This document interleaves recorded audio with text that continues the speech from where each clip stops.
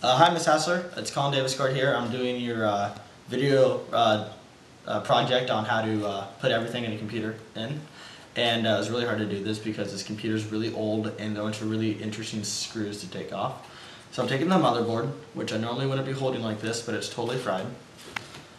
And we put down the grounders on the computer so that way it doesn't fry the motherboard when you touch it to the metal. And you place it in like this.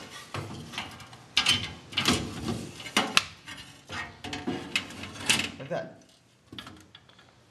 Alright, Mrs. Hassler, now we're going to put the CPU in. This is CPU 7, and you need to make sure that the CPU type matches the socket type. And this is a socket 7, so it should fit. You put it in to make sure that you put the pins in with the holes on there. You'll slide it in, it goes in, you push that down, and it's in. Hi, Mrs. Hassler. Now I'm going to show you how to put in some mini baby ATX RAM. Take it like this. So this is going to be slided here, and you slide it in like that. Alright, Mrs. Hassler, I'm going to tell you how to put in a network card and a sound card. The network card goes first. This is an ISA network card, which means it goes into a ISA slot, which are one of these 3 black slots. So I'm going to plug it into the farthest one right here. What you want to do is line it up with the slot. You just simply push down, it goes in, just like that. Second thing, sound card. Pretty much the same, idea. This thing's just a lot bigger.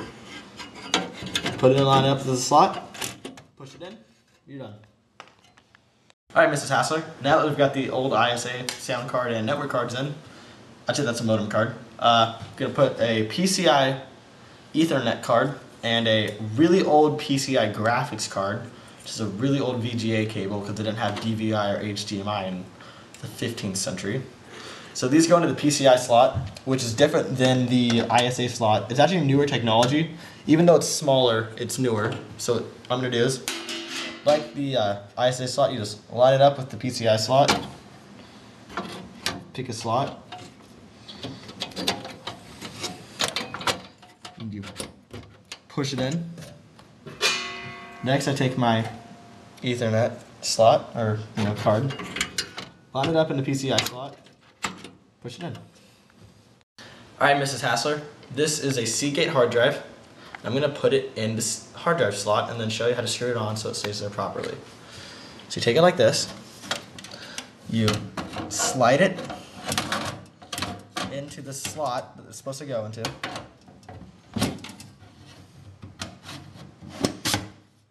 Not that far though.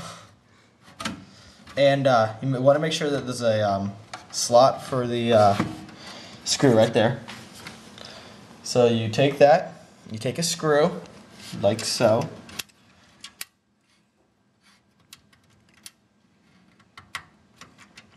Screw it in. And one screw is normally enough, but just in case, you don't want anything falling out, so you might want to take another screw. Slide it in. Second screw hole.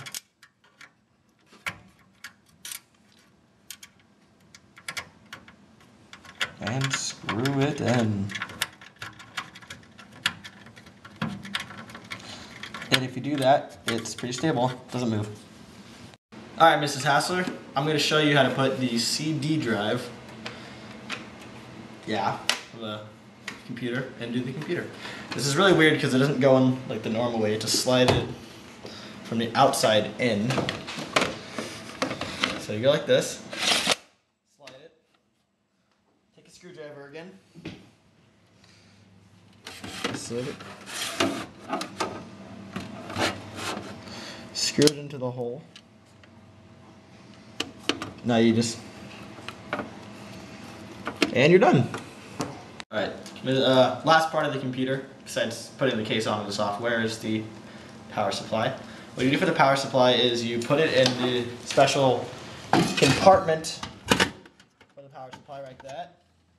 Now, you take these black cables and plug them into the various LEDs, like that one. No? Yes. And for sake of time, I don't want to show you plugging them all in because it would take too long. in my opinion, the most important part of the power supply is the heatsink. This ensures that your CPU is running coolly and it doesn't damage your motherboard by overheating. So what you do is you take the heatsink, put it on top of the CPU, and you clamp it down. So, and, you know, it spins like that, and then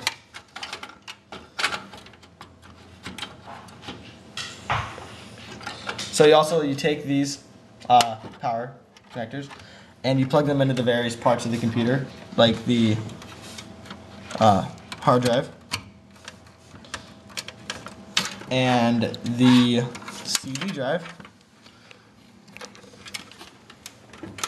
And this is important because it ensures that all the parts of your computer have power. Normally with the graphics card you need to plug one of these into this, but since this is such an old computer, you don't have to.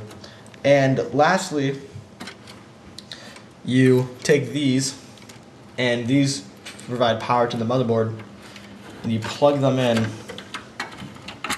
right here.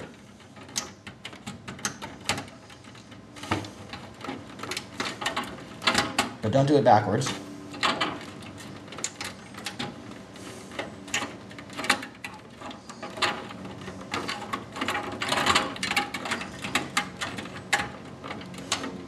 Well, those go right there.